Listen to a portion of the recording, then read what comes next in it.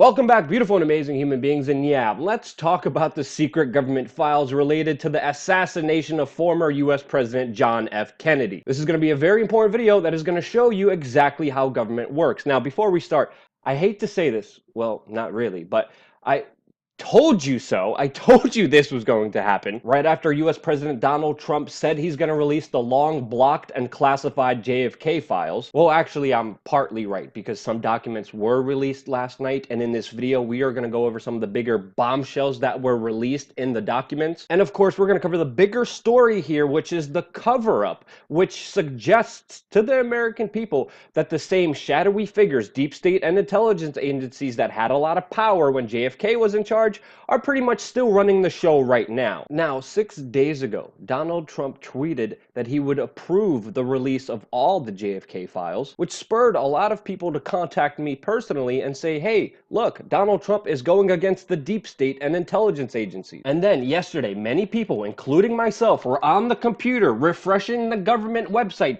waiting impatiently for these documents to finally come out. And then we found out he only released some of them while keeping a portion still unreleased to the public pending review, ultimately blocking the full release of these JFK documents after a last-minute push by the CIA. Donald Trump then said, quote, "I have no choice." Then he said that there would be potentially irreversible harm to national security if all the records were to come out now. Now let me translate that for you. When Donald Trump says threat to national security, he ultimately means we're covering up and lying to you, the American people, so you don't find out how horrible the US government is capable of being. He also tweeted today that the JFK files are being carefully released and that in the end there will be great transparency.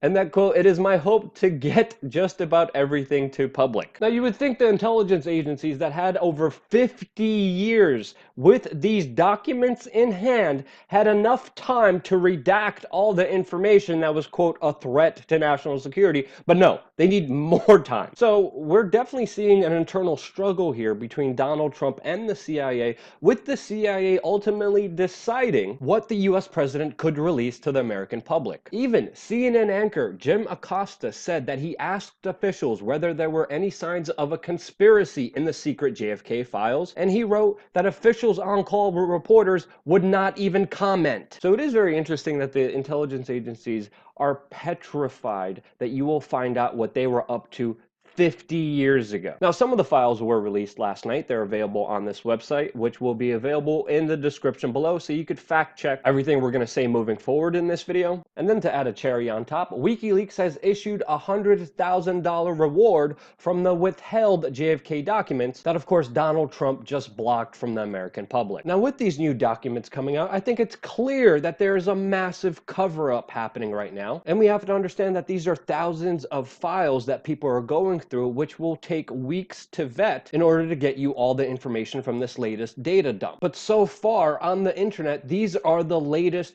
bombshells that people found out from these documents. From these files, we found out that the former FBI director, J. Edgar Hoover, said that the public must believe that Lee Harvey Oswald acted alone and was the lone gunman that assassinated John F. Kennedy. These documents show how the American government was working to make sure that the American public was convinced that Oswald was the lone gunman. There's an actual document that ends prematurely and is cut off and censored right before a deposition that talks about the CIA being involved in the assassination. There's a document enclosed talking about how the Soviet Union was convinced that the JFK assassination was a coup d'etat and that it was not a single lone gunman that assassinated JFK, and how the KGB, the Russian intelligence agency at the time, was in possession of data purporting to indict President Johnson, vice president of JFK, who was reportedly responsible for the assassination of John F. Kennedy. Another major bombshell, which I think should be big news for everyone,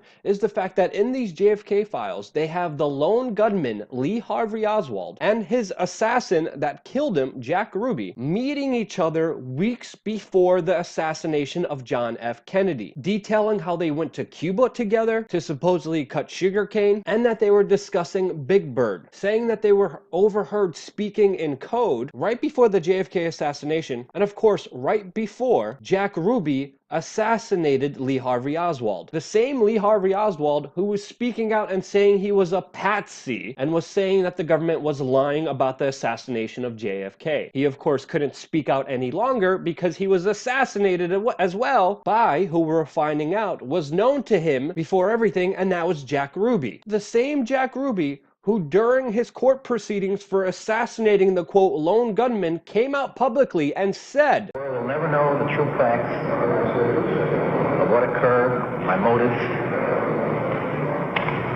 The people that had so much to gain and had such an ulterior motive for putting me in a position I'm in will never let the true facts come above board to the world."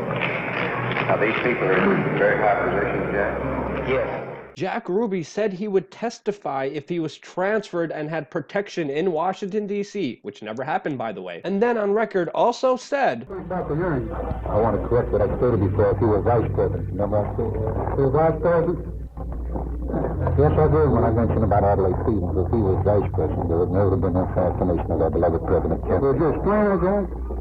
Well, the answer is the man in office now. Pointing the finger directly at the person who took over the presidency, Lyndon B. Johnson. Also in the documents, we have a Surgeon General report that talks about a second shooter being involved during the assassination. And even with older documents, we have evidence suggesting that Oswald, the lone gunman, was actually trained by the CIA previously beforehand, which of course Jason Burmis made a very important video on this YouTube channel about specifically with the exact documents that he wanted to come out from this entire case, which of course didn't. You'll be able to click on this video right after this one, and I definitely recommend you watch it. And even outside of JFK's assassination, we are finding out even bigger bombshells when it comes to the CIA's involvement with the US mainstream media, as the documents confirmed and talked about how there were over 40 journalists who worked in the mainstream media who were really undercover CIA agents, who of course weren't working as journalists, but really propaganda outlets for this intelligence agency, which practices information warfare and disinformation to guarantee that the American people will never find out the truth of what their government is doing. The documents also talked about introducing a biological agent to cause crop failure in Cuba and the importance of covering that up. And most importantly, what you have to note here is that this is the stuff that they are okay with telling you. Now imagine the stuff that they're still keeping secret from you. It's still going to take weeks to find out the whole truth behind all these documents, and some of them will never be released, which of course adds more mystery, conspiracy theories, and the rightful mistrust of government. Clearly, the government is still lying to you about the assassination of John F. Kennedy,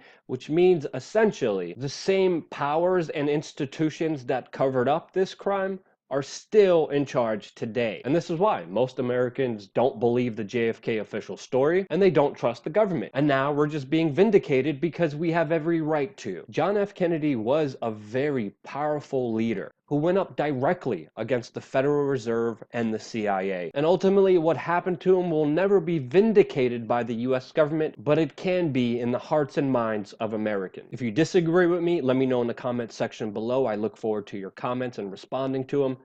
If you agree with me, share this video and get it out there to your friends and family members. And most importantly, thank you for all you amazing human beings who make this broadcast possible by going to wearechange.org/donate and donating to us to keep us a fully free independent media outlet, which unlike the CIA-controlled mainstream media, we're willing to tell you things that they of course want covered up. Thank you again so much for watching. I love you guys.